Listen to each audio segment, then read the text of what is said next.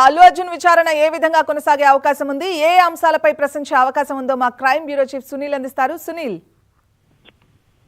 అల్లు అర్జున్ కు సంబంధించి ఆ రోజు ఆయన ఎవరి పిలుపు మేరకు వచ్చాడు ఫస్ట్, ఆ తర్వాత ఆయనకు పోలీస్ కి సంబంధించినటువంటి కమ్యూనికేషన్ సంబంధించి వీళ్ళు అప్లై చేసుకోవడం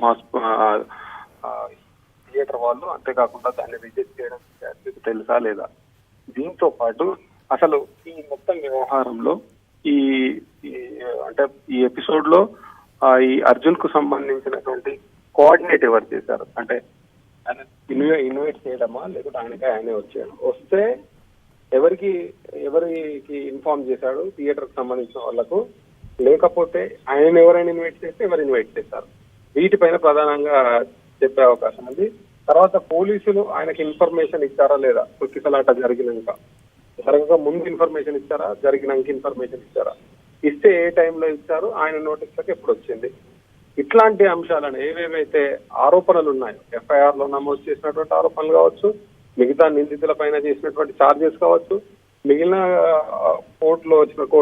కోర్టు ఆర్గ్యుమెంట్స్ లో వచ్చినటువంటి అంశాలు కావచ్చు, వీటన్నిటిపైన ఆయన దగ్గర స్పష్టత తీసుకునే అవకాశం అయితే ఉంది. అవే ఆ కేసు రిలేటెడ్ అంశాల్లో ప్రధానంగా ఆయన వచ్చిన దానికి, ఆ తర్వాత జరిగిన పరిణామాలు, తొక్కిసలాట తర్వాత ఎంతసేపటికైనా బయటకు వెళ్ళాడు, ఇవన్నీ సీసీ కెమెరాలో నమోదు కావచ్చు, లేకపోతే పోలీస్ ఆఫీసర్ల దృష్టిలో ఉండొచ్చు, జరగచ్చు. కానీ ఆయన ఇందులో అక్యూజ్డ్ గా ఉన్నాడు కాబట్టి అక్యూజ్డ్ ఇచ్చే స్టేట్మెంట్ అనేది కీలకంగా మారే అవకాశం ఉంది. దీనికోసమే ఎలాంటి ఇన్ఫర్మేషన్ ఇవ్వాలి పోలీసులకు, ఏం చేయాలి అనే దానిపైన లీగల్ టీమ్ తో చర్చించింది అల్లు అర్జున్. అందుకే అంటే వాళ్ళు ఎలాంటి క్వశ్చన్స్ వేసే అవకాశం ఉంటుంది, దానికి ఆయన ఏమి ఆన్సర్ చెప్పాలనే దానికే. సో ఈయన తరఫున కోర్టులో వాదనలు వినిపించారు కాబట్టి వాదనల్లో ఉన్నటువంటి అంశాలను పోలీసులు ఉంచేందుకు పూర్తి స్థాయిలో ప్రయత్నం చేస్తాడు అల్లు అర్జున్. తన తప్పేమి లేదు. ఏదైతే బయట ప్రెస్ మీట్ లో చెప్పాడో, ఏదైతే ఆర్గ్యుమెంట్స్ లో వాళ్ళ అడ్వకేట్స్ చెప్పారో దానికి సంబంధించిన దాని మీదనే ఆయన చెప్పే అవకాశం ఉంటది.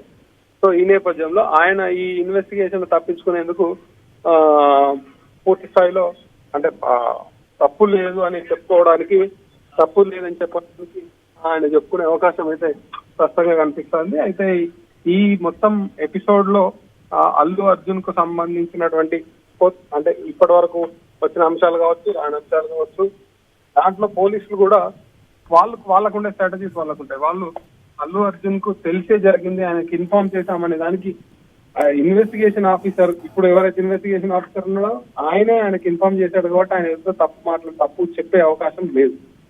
సో ఈ రోజు తీసుకునే స్టేట్మెంట్ చాలా కీలకం.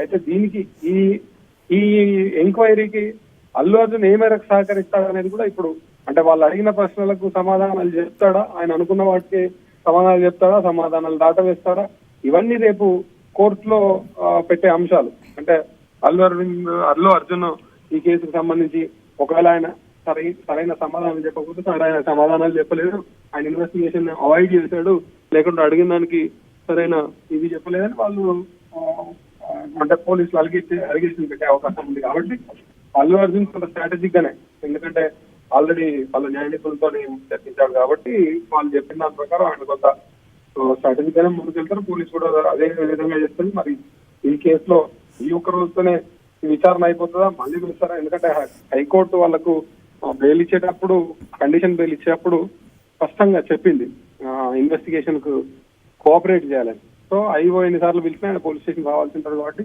ఈ రోజు ఒక్కరోజు విచారణతోనే అయిపోయిందని మనం అనుకోవడానికి లేదు. ఆయన మళ్ళీ విచారణకు పిలిచే అవకాశం ఉంటుంది, పిలవచ్చు పిలవకపోవచ్చు. అది ఇన్వెస్టిగేషన్ ఆఫీసర్ కి సంబంధించిన ఆయనకు అవసరమైనటువంటి మెటీరియల్, ఆయనకు అవసరమైనటువంటి ప్రశ్నలకు సమాధానాలు దొరికాయి, ఈ కేసును ఎస్టాబ్లిష్ చేసేందుకు అవసరమైనంత ఎవిడెన్స్ దొరికింది అనుకుంటే ఆయన విచారణకు పిలవడు, లేకుంటే మళ్ళీ పిలిచే అవకాశం ఉంది. సో ఇది అల్లు అర్జున్ కు సంబంధించినటువంటి దాంతో పోలీసుల స్ట్రాటజీస్, అటు అల్లు అర్జున్ అడ్వకేట్స్ కూడా కొంత స్ట్రాటజీగానే నేను పంపాను. చూడాలి మరి సాయంత్రం వరకు అవుట్పుట్ ఏముంటుందనేది చూడాల్సిన పరిస్థితి ఉంది మాది. రైట్ సునీల్.